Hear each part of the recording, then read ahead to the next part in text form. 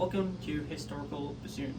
I'm going to start with a quick demonstration of the modern instrument before you learn about its historical counterparts. So we start with this, the boot joint. As you can see, there's a lot of keywork. That's a common theme throughout bassoon, and that kind of develops as the bassoon itself develops. This is the wing joint. As you can see, same thing, a lot of keywork. Older bassoons will have only these 3 tone holes and maybe this key, as we'll see in a bit. And then you can also see the modern bassoon has multiple parts that you slide together. The further you go back, the less parts the bassoon is. This is the tenor joint. Again, lots of keys, no tone holes.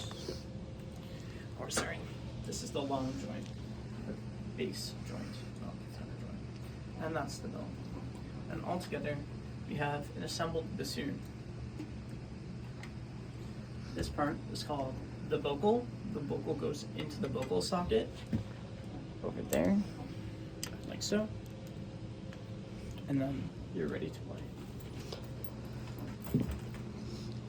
The modern bassoon has quite a big range compared to its historical ancestors. I'll play a note or two for you to get an idea of how large the range is.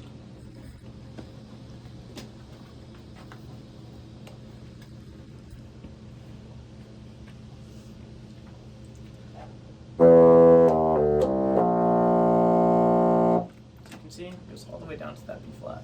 And you can get up to an E natural, all the way up there. So you have a little over 4 octaves of B's and around 3.5 octaves of usable instrument.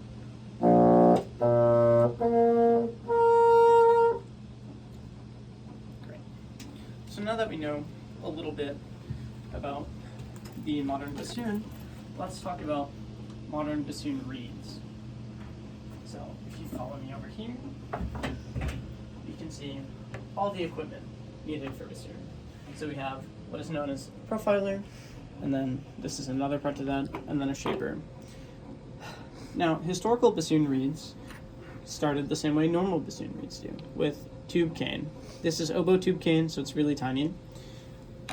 Bassoon tube cane is a lot bigger, and then you would break it into little pieces like this, and then you end up working and processing, and you get to this part, which is like reverse bow tie profiled cane. And then pretty much all of that is the same for modern as it was historical, though they didn't have all of this equipment and quite the same complexity. You can see this is a reed that more closely mimics the shape of older bassoon reeds. You can see it's very narrow at the top. Here I have what's known as the tunamon shape, which is slightly close to the historical, but you can see these wings go a lot farther than the historical. And then you can see a third shape, which is a fox 2 or Rieger, that's even wider than the tunamon, though not by a ton. You can also see it's kind of more circular here than the tunamon shape. Great. Hello. I hope that my little presentation about the instrument was helpful. We are gonna dive into the history. You can see that's bassoon, that's a modern reed. Okay, medieval beginnings. So something super important about bassoon is the myriad of different names it's acquired throughout the years. Bassoon is itself a very modern concept. It doesn't really exist in the form it does now. It hasn't done that previously, right? So it's not like recorder or something else, other historical instruments that have existed exactly in the capacity that they do now previously. It's entirely different. So as you can see, there's a bunch of names there. Some of those which are still used, primarily like basson is still used. We'll dive into what a basson is a little bit later, because that is something that is both historical and is still used today. So unclear beginnings. something really important to note about bassoon is it's still not known who exactly created the instrument. There is some sort of path down into medieval music, looking at other double reed instruments from the time, but there isn't a direct lineage that can be traced, both due to the lack of surviving instruments and the lookalikes. So when we talk about lookalikes, we'll see it a little bit later on the following slide.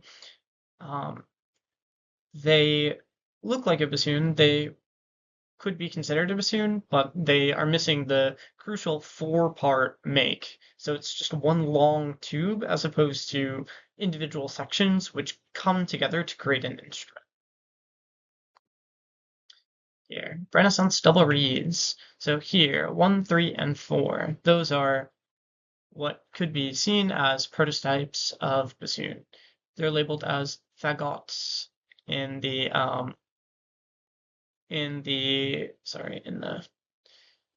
treatise in which they're written in, which is another word for bassoon in both French and German, unfortunately.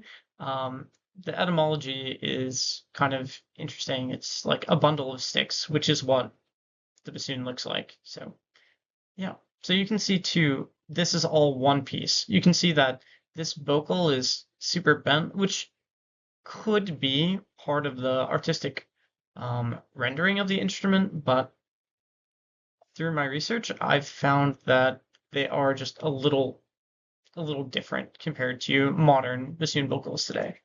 Of which I have one here, so you can see how this is like super bent. So you can imagine like maybe it's coming from this angle or something, as opposed to straight out like this. But I do know that there are different shapes to like the crook of the vocal here.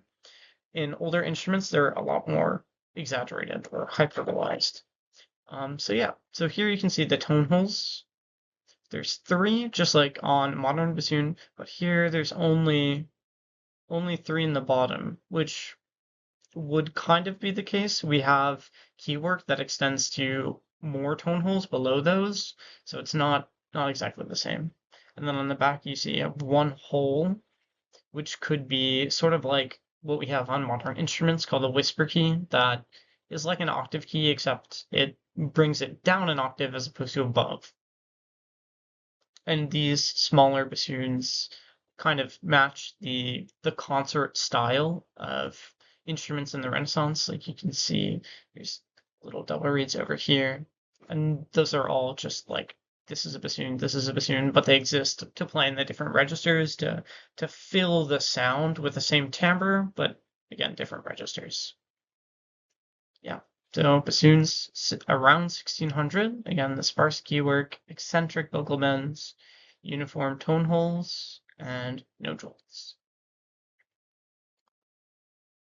Bassoon reeds. So here I have a picture of some bassoon reeds. You can see, like on a normal shoulder right here, there are multiple wires.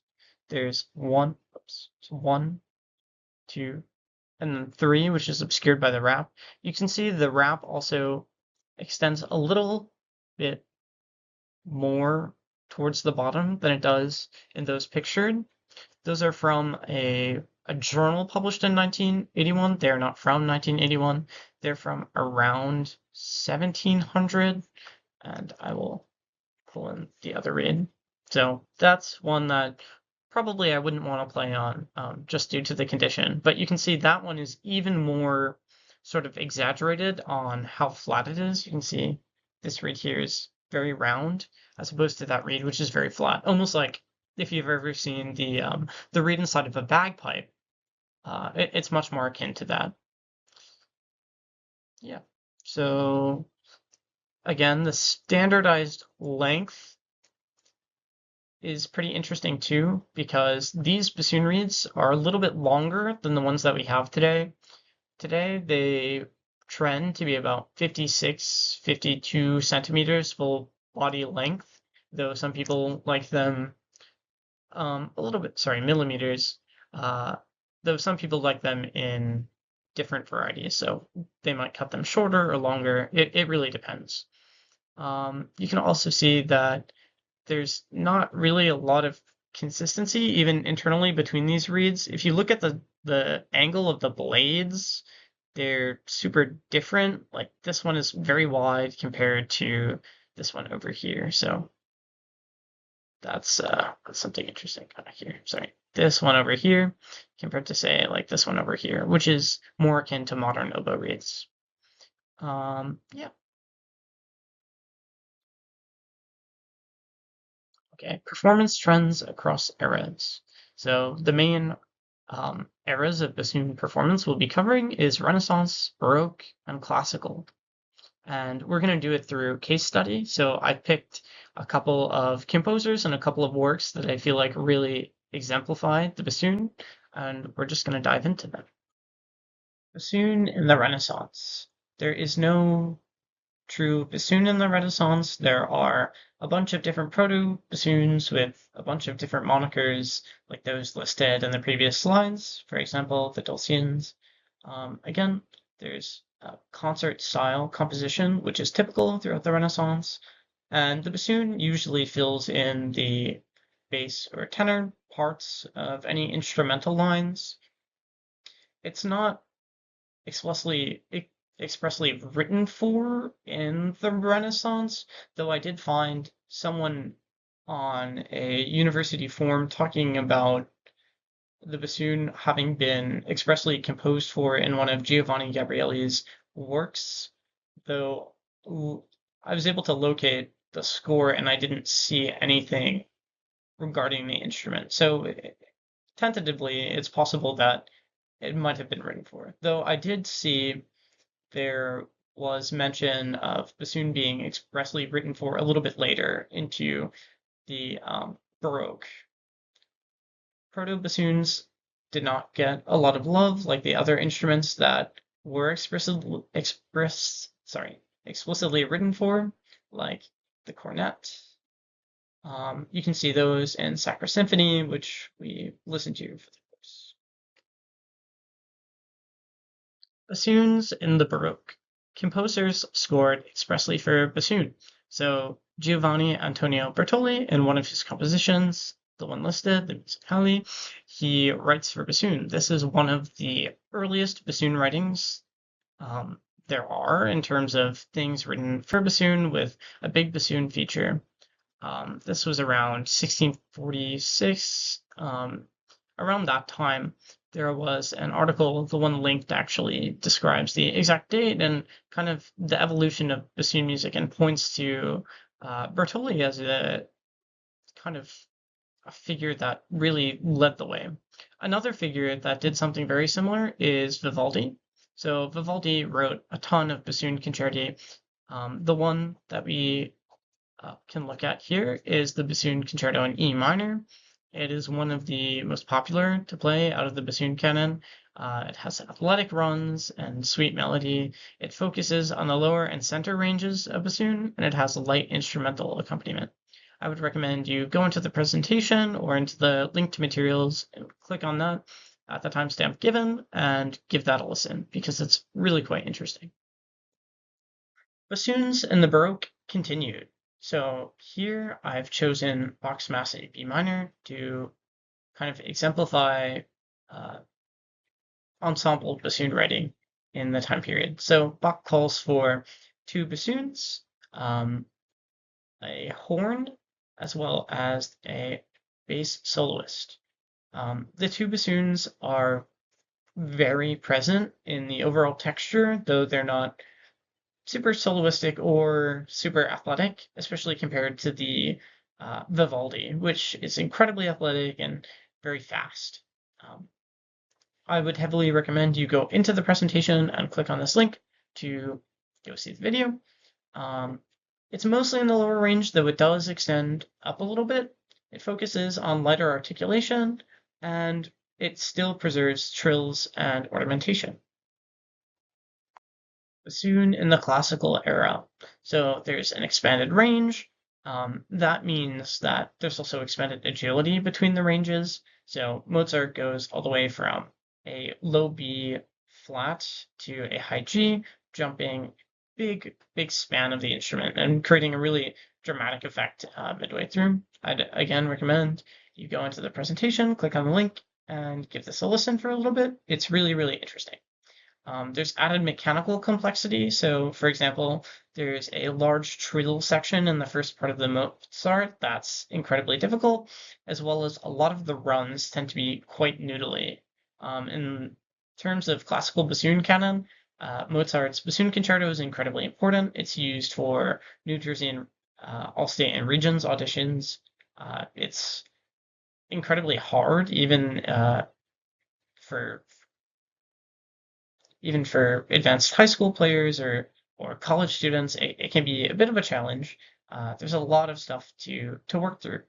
Um, it's more active. Yeah. Okay. There's also trills in the higher register. There's a famous trill from, I believe, yeah, G to a natural, which both of those being above the staff, which is really complicated and involves alternate fingerings that are hard to voice on the instrument as well as hard to transition out of. So when you have like what's called the Nachschlag, the end of a trill or the termination of a trill, so da da da da da da, the da da da part is what might be hard to add in there.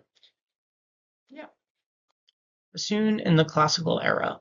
So looking at bassoon in compositions, we can see that bassoon keeps the range characteristics, but also moves off of just like bass rhythms and starts to gain a lot of complexity. So you can see here, so here we are. You can see we get all the way up to what would be a tenor B flat. Now it's kind of hard to see whether this is a misprint because you can see the tenor clef here, and then the tenor clef comes back all the way over here again. So it's possible that this is just supposed to be an E or an E flat, and there's some sort of misprint. Maybe this may be a bass clef. But still, we get up to what would be a G over here. We have a G, the F sharp for here. So still maintaining range of the instrument, which is really interesting. Another interesting thing about this too is that there's a bunch of solos, right? There's a solo here, solo here, solo even all the way down here, solo over here. So Mozart is clearly using the bassoon as a textural piece in the arsenal, but also as a small solo instrument, which is really interesting during these little exposed bits in the first bassoon. Something else that's really interesting is that we have the two bassoons playing these sort of we have these two bassoons playing in thirds over here. We go over to octaves, so we get this nice like full bassoon sound. That does happen earlier in the Renaissance in some other writing, but Mozart continues to kind of use the two different voices here, having two parts and then unisons, and going back and forth between really filling out the texture and making sure that the bassoon is heard all the way up here in both parts. Soon in the modern day. So we skipped a few eras as we make our way back. Maybe they'll come next semester in the next music history. Something I wanted to touch on because I feel like it's very important is the two schools of make. So there's the French and German. The French make is called the basson, basson, as opposed to the bassoon with again an extra O. The German bassoon is a lot more developed than the basson in terms of key work and in terms of intonation and things like this. The German style of instrument tends to have a lot thicker bores and it just does have more keywords. So if they're not using like the Heckel fingering system, which you can see all of these, it'll focus. All of these keys here are for your thumb, but on a French basson, you might only have like one or two of these keys. I think it's the C key, which I'm pressing here, and the C sharp key, which is over here. And those are your flick keys to allow you to go into the higher octave. If there are French style bassoons that have the same key work as the German bassoons, but they tend to have a lot brighter sound, and they tend to be able to go between the registers a lot easier, but the intonation and tonal quality is not as sought after because it tends to be brighter. They tend to be a little more finicky in terms of tuning. The basson is almost a completely different instrument to the bassoon in terms of keywork and everything, because there are just so many less keys. There's really not a lot. So historical repertoire and translations. So when I say translations, I'm talking about using historical performance practices and trying to write them onto modern bassoon music. This is sort of a challenge for any instrument that has repertoire from both Baroque, Renaissance, any of these older eras, is how do we put in the stylistic elements of the time into the music. So a lot of times, I know in the Vivaldi, they will come up with slurring or tonguing patterns for the runs. So in the beginning of the Vivaldi, it goes yada da da yada da da yada da da yada da da da da, and stuff like that. They might give you slur two, tongue two. It might be slur everything. It might be tongue one, slur two, tongue one, which would be really interesting. But there's a lot of different takes on what would be historically accurate, and there are people in the field that research and come up with performance practices based off of writings and correspondences, which I thought was really interesting and important to note, but not so important as to dive into. So modern bassoon reeds and equipment. Modern bassoon reeds, as I said before, they have like a wrap, they have multiple wires, and they tend to be a lot more uniform. I thought it would be really important to kind of wrap together that bassoon reeds especially came from something like wildly diverse, wildly different sets, wildly different ideas around what it should be like. And now there's a much more narrow set of views in terms of what it means to have a productive bassoon reed and how to get there. There's still a lot of disagreement and a lot of different ideas around like what shapes are good. So that's like how narrow or how wide the blade should be, or what length a bassoon reed should be. But we went from a like complete lack of standard to a more narrow set of standards, which I thought was important to mention. Orchestral and solo repertoire of the modern day. I would say orchestral and solo repertoire can be really different. A lot of bassoon playing in my favorite eras tends to be impressionistic or from the Impressionism era. A lot of composers will start to use more of the instruments. Saint-Saëns, for example, goes all the way from your low B flat to your high E natural, so he uses the entire range of the instrument, which is really interesting. And as you go through the eras, composers will start to take freedom in that. Orchestrally, a lot of modern orchestral compositions still use the bassoon as in the sort of Mozartian sense, where it fills out the texture and timbre, but there are some solos that are pretty interesting and add to the overall ensemble. So it's kind of interesting. There are like parallels between the classical era and even the modern era in terms of compositions and compositional style. Thank you for bearing with me, and I hope this was at least a little informative. Here we have the different parts of the bassoon and a really cool graphic from our very own reader.